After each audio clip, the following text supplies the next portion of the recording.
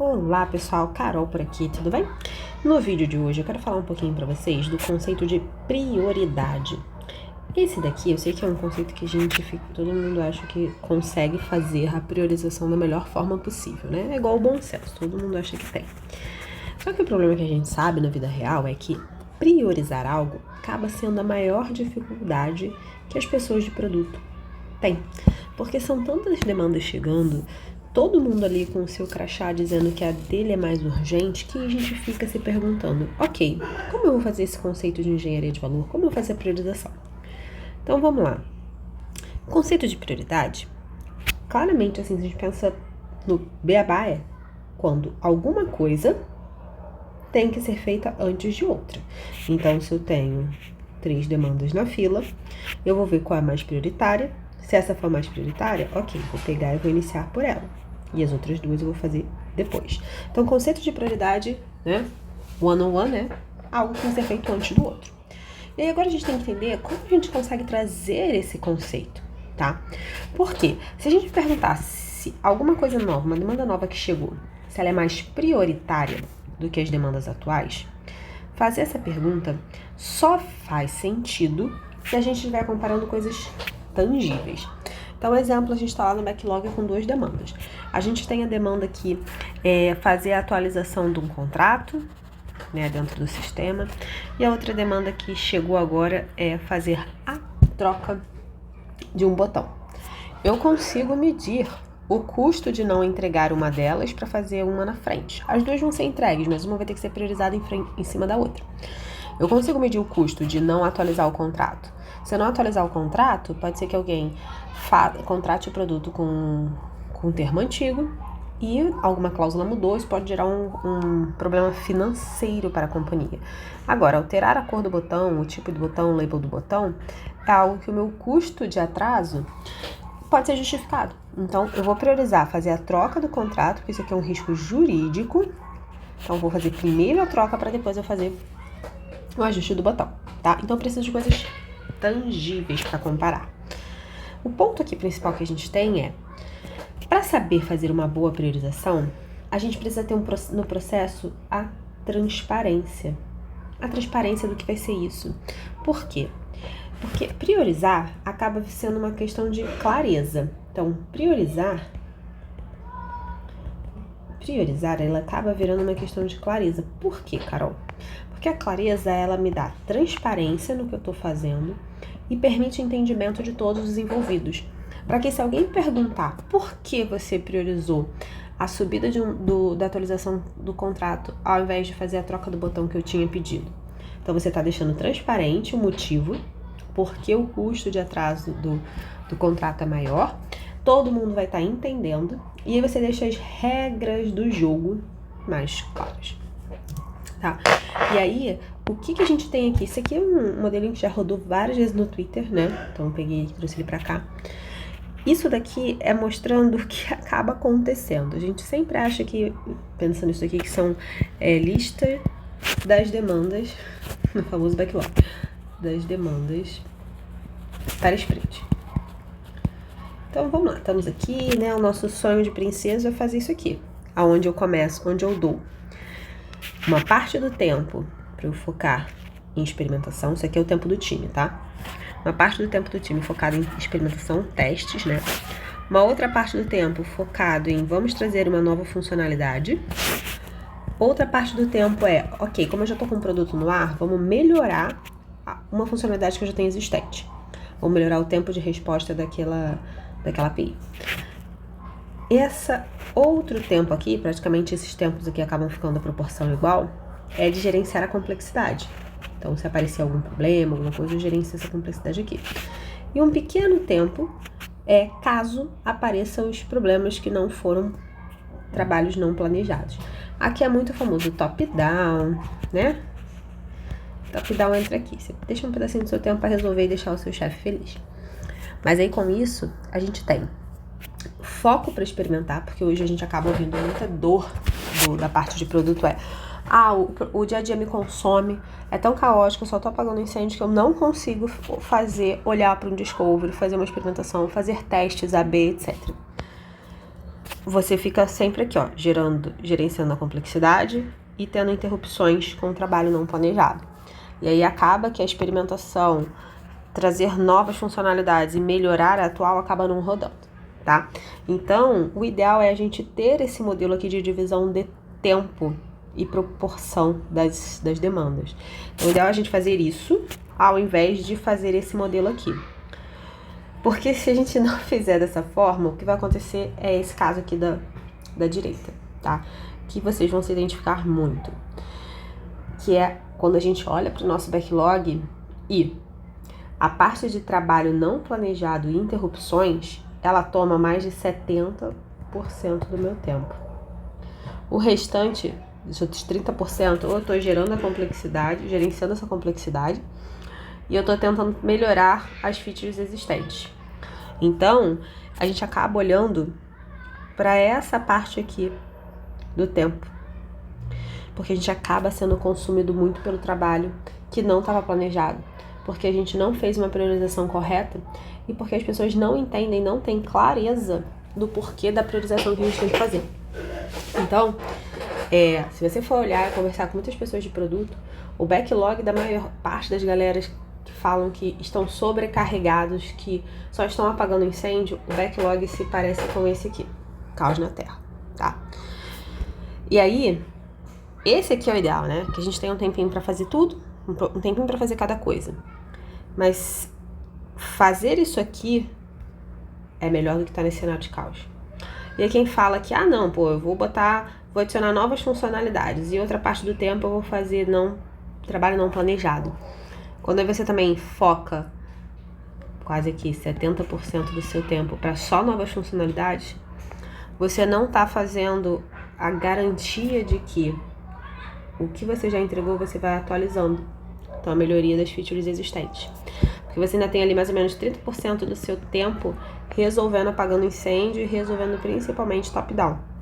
E aí os outros 70% do seu tempo você está querendo botar novas coisas, sem saber se as coisas que você tinha já colocado precisam ser melhoradas e sem conseguir gerenciar a complexidade das coisas que precisam ser feitas, tá? Então, o ideal aqui a gente não vai ficar nem aqui, nem aqui.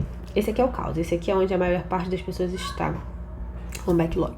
O ideal é que a gente passe e aí como a gente vai fazer isso, Carol? Não é mágica, tá? A gente consegue isso através da clareza. Clareza na hora de priorizar. Transparência e entendimento para deixar as regras do jogo bem transparentes.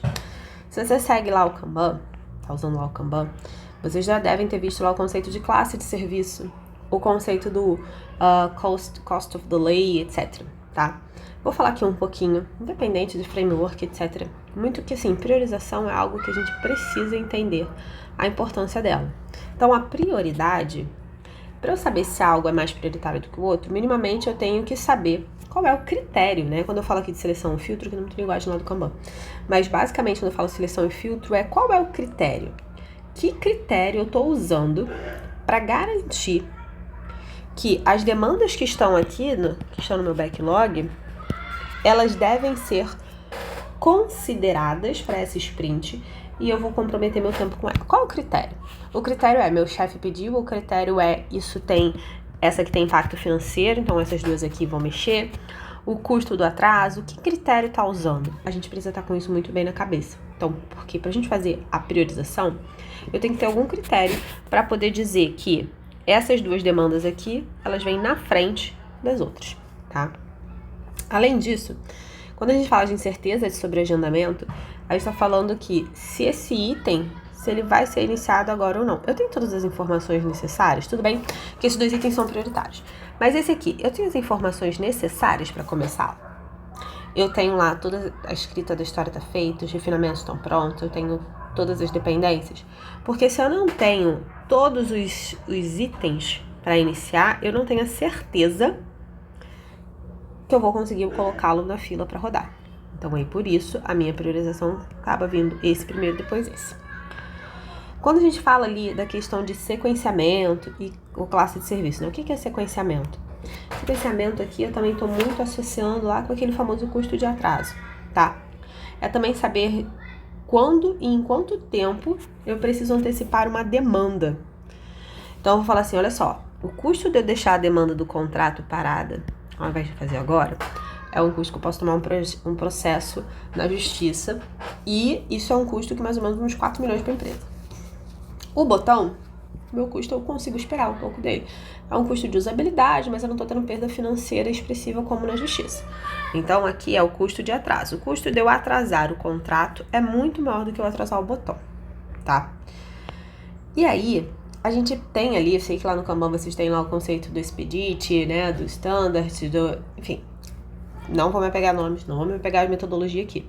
O ponto principal é, se vocês estiverem usando o Kanban ou qualquer outra forma, para a gente entender ali a priorização, muito do que eu trouxe aqui em cima, do que a gente deve buscar, né, rodar um tempo do nosso time para pensar em testes, experimentação, discovery, etc. Um outro tempo, novas funcionalidades, o que eu tenho que trazer de inovação para o meu produto. Um outro tempo é, beleza, vamos agora melhorar alguma funcionalidade? Vamos ver, deixamos algum débito técnico para quitar, etc. Gerenciar a complexidade, está muito complexo esse código, vamos limpar, assim por diante.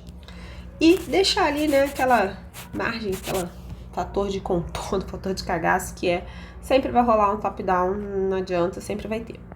Então, se você estiver rodando lá no Kanban, você vai ter lá dentro o seu limite do WIP, né? Você fala, cara, olha só, eu tenho meu limite de WIP para as coisas que estão em andamento, né? Quando eu puxei lá para a coluna, eu tenho o limite de WIP para novas demandas de 2 itens, melhorias de 2 itens, melhorias funcionais, melhorias de processo.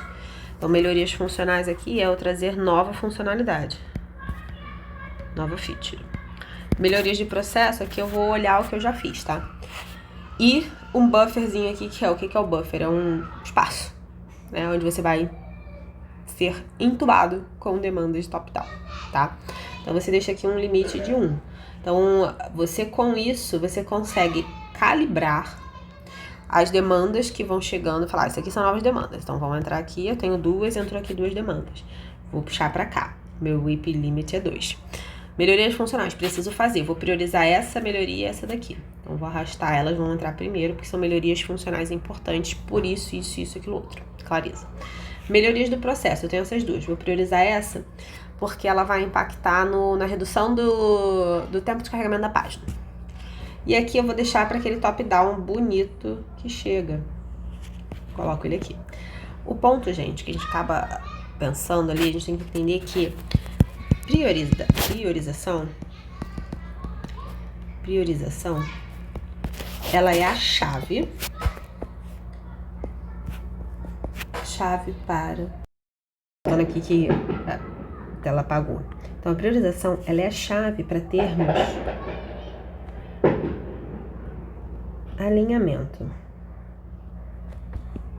no que faremos. É o porquê nós vamos fazer isso, tá? Então, a priorização, ela vai nos ajudar a justificar, na verdade, eu justifico essa minha priorização com a engenharia de valor. Eu já fiz um vídeo sobre engenharia de valor. Então, a gente está justificando o porquê a gente está trazendo aquilo ali. E saber priorizar é a gente saber dizer o não. Então, aqui a gente vai dizer o não, ou dizer o... A gente vai dizer o faço, mas em tal sprint. A gente vai saber dizer o motivo. Agora a gente faz isso, a gente diz não com motivo, com a clareza. Não é porque você diz não para todas as demandas. Agora você está explicando com clareza, então você está dizendo, através da transparência, como eu botei lá em cima, transparência e o entendimento, o porquê você está priorizando, tá? As pessoas que chegam para você já chegam assim, ó, você tá aqui como um grande filtro, né? Então, a gente tem aqui como se fosse um grande filtro. E você, pessoa de produto, tá aqui, né? Você tá aqui com o seu funilzão, segurando. As demandas estão chegando. Todas essas demandas aqui. Cada área manda uma, né? A área do call center, a área de vendas, a área de experiência com o usuário, todo mundo tá mandando a sua demanda aqui. Essas demandas aqui você vai ter que dizer o que vai ser priorizado, porque você tem aqui uma esteira, tá? Então, o que vai cair aqui nessa esteira? Aqui é a priorização, priorizado, e você tem um motivo. Por que esse item foi priorizado na sua esteira? Por que ele entrou ali, né? Então, você tem um porquê ele entrou. Qual a justificativa? E aí, geralmente, pra gente vai priorizar, a gente tem que olhar o quê? Dados e métricas.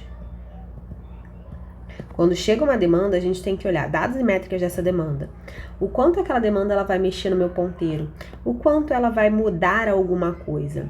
Além de dados e métricas, a gente tem que entender também a questão de, ok, qual é o custo, né? Então, assim, não fazer agora,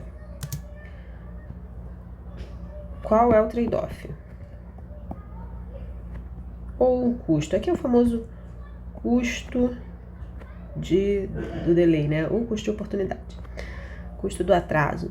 Se eu não fizer agora, qual é o trade-off? Tá?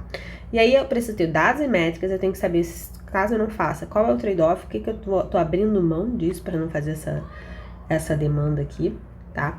E aí, e principalmente ali já entendendo, né, quando a gente pergunta qual é o impacto dela, né? Qual é o impacto da demanda nos KRs da empresa? Esse aqui é um ponto muito importante da gente saber, para até ajudar na priorização. Então, além de eu ter que olhar dados e métricas, qual o custo de eu não fazer, eu também preciso saber qual é o impacto dos KRs. É uma demanda que gera impacto? Então, tipo, essa demanda que chegou aqui, né? Eu vou perguntar, ela gera impacto em algum KR meu? Eu posso responder como sim e eu posso responder como não. Se eu responder como sim, ela já ganha um peso. Ganha peso. Se eu responder como não, não ganha peso, tá? Se eu responder sim, ganha peso, aí vamos lá. Aí eu vou perguntar, temos dados? Temos dados? Aí a gente vai perguntar, temos dados e métricas? Se a gente tem dados e métricas, sim, eu ganho mais um pezinho, mais peso, tá? Se não, não vou ganhando pezinho. E assim por diante. Então, a gente vai fazendo como se fosse um grande fluxograma para saber se essa demanda ela tá ganhando pontinhos, né? Para justificar o porquê ela está sendo priorizada em detrimento de outra. E aí, só que essa forma como a gente faz essa engenharia de valor, dando clareza, a gente está conseguindo ser transparente e trazer entendimento. Então, a priorização, ela é sim super importante, tá?